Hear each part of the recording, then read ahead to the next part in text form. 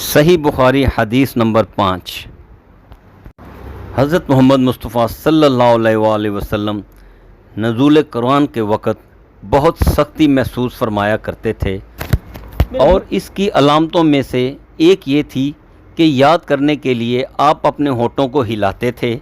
ابن عباس رضی اللہ تعالیٰ عنہ نے کہا، میں اپنے ہونٹ ہلاتا ہوں جس طرح آپ ہلاتے تھے۔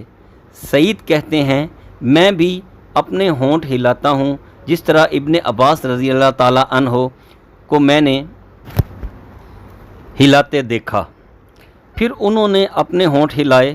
ابن عباس رضی اللہ تعالیٰ عنہ نے کہا، پھر یہ آیت اتری کہ اے محمد صلی اللہ علیہ وآلہ وسلم، قرآن کو جلد جلد یاد کرنے کے لیے اپنی زبان نہ ہلاؤ، اس کا جمع کر دینا اور پڑھا دینا ہمارا ذمہ ہے۔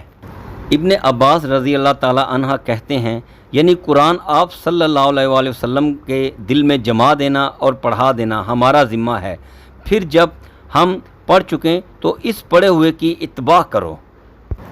ابن عباس رضی اللہ تعالیٰ عنہ فرماتے ہیں، اس کا مطلب یہ ہے کہ آپ صلی اللہ علیہ وآلہ وسلم اس کو خاموشی کے ساتھ سنتے رہو، اس کے بعد مطلب سمجھا دینا ہمارا ذمہ ہے۔ پھر یقیناً یہ ہماری ذمہ داری ہے کہ آپ صلی اللہ علیہ وآلہ وسلم اس کو پڑھو، یعنی اس کو محفوظ کر سکو۔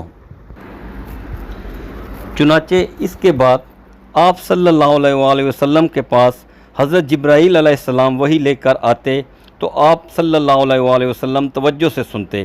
جب وہ چلے جاتے تو رسول اللہ صلی اللہ علیہ وآلہ وسلم اس وحی کو اسی طرح پڑھتے جس طرح حضرت جبرائیل علیہ السلام نے اسے پڑھا تھا۔